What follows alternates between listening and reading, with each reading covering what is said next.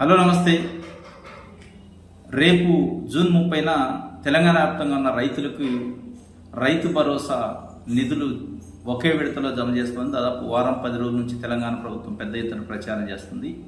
దానికి సంబంధించి వాస్తవంగా ఖమ్మం జిల్లా మధిర కాన్స్టిట్యున్సీ డిప్యూటీ సీఎం బట్టి విక్రమార్క గారి కాన్స్టిట్యున్సీలో పెద్ద బహిరంగ సభ పెట్టి రైతు భరోసా నిధుల్ని అక్కడి నుంచి రైతుల ఖాతాలో జమ చేస్తారు. ముఖ్యమంత్రి గారు ఆ సభకు అటెండ్ అవుతారని ఏర్పాట్లు చేశారు. కానీ వర్షాల కారణంగా అనివార్యంగా ఆ ప్రోగ్రాం రద్దు చేసి రేపు హైదరాబాద్ కేంద్రంగానే ముఖ్యమంత్రి రేవంత్ రెడ్డి గారు, డిప్యూటీ సీఎం గారు, మిగతా మంత్రివర్గం రైతు భరోసా నిధుల్ని జమ చేయబోతుంది. కానీ ఇక్కడ ఒక ఇంట్రెస్టింగ్ పాయింట్ ఏంటంటే పదే పదే ప్రభుత్వం ఒకే విడతలో 9,000 కోట్ల పైచిలకు ఒకే రోజు రైతుల ఖాతాల్లో జమ చేయబోతున్నామని చెప్పారు. కానీ ఈరోజు వ్యవసాయ శాఖ మంత్రి తుమ్మల నాగేశ్వరరావు గారు అధికారికంగా కొద్దిసేపటి క్రితమే ప్రకటన చేశారు. రేపు విడుదల చేసేది కేవలం 2 ఎకరాల వరకు ఉన్న రైతులకు మాత్రమే మొదటి విడతలో రిలీజ్ చేస్తాం రైతు భరోసా నిధులు. దాని తర్వాత విడతల వారీగా విడుదల చేస్తాం మిగతా 2 ఎకరాల పైన ఉన్న రైతులకి అని చెప్పడంతో రైతుల్లో కాస్త అసంతృప్తి, నిరుత్సాహం వచ్చినట్టు కనిపిస్తుంది.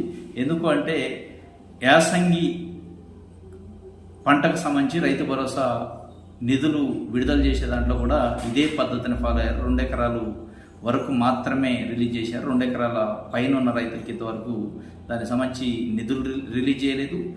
అదేవిధంగా ప్రభుత్వం దానికి సంబంధించి క్లారిటీ కూడా ఇవ్వట్లేదు, స్పష్టత ఏంటి అసలు యాసంగికి సంబంధించి బ్యాలెన్స్ ఉన్న రైతులకి రైతు భరోసా జమ చేస్తారా చేయరా చెప్పని పరిస్థితుల్లో మళ్ళీ వర్షాకాలానికి సంబంధించి ఇప్పుడు మళ్ళీ నిధులు జమ చేస్తారంటే ఆ యాసంగికి సంబంధించి మిగిలిపోయిన రైతులు 2 ఎకరాల పైన ఉన్న రైతులు పని ఇక అంతే సంగతి అనే ఒక చర్చ జరుగుతున్న సందర్భంలో మళ్ళీ కూడా వర్షాకాలానికి కూడా 2 ఎకరాలు అనే ఒక పదం పెట్టారు. కాబట్టి మళ్ళీ ఇప్పుడు కూడా 2 ఎకరాల వరకు రైతులకు మాత్రమే నిధులు జమ చేస్తారని ఒక చర్చ జరుగుతుంది. మొత్తానికి 41,37,000 మంది రైతులకు రేపు 30 జూన్ నాడు నిధులు జమ చేయబోతున్నారు వారి ఖాతాలో, రైతుల ఖాతాలో దాదాపు 2,482 కోట్ల రూపాయలు. దీంతో పాటు ప్రభుత్వం అధికారికంగా ప్రకటించింది కొత్త రైతులు ఎవరైతే ఉన్నారో జూన్ 15 వరకు రిజిస్ట్రేషన్ ధరణిలో చేసుకున్న రైతులు జూలై 5వ తేదీ వరకు కొత్తగా అప్లికేషన్లు పెట్టుకోవచ్చు. అప్లికేషన్ పెట్టుకుని వారికి కూడా మళ్ళీ నిధులు జమ చేయడం జరుగుతుంది అనేది.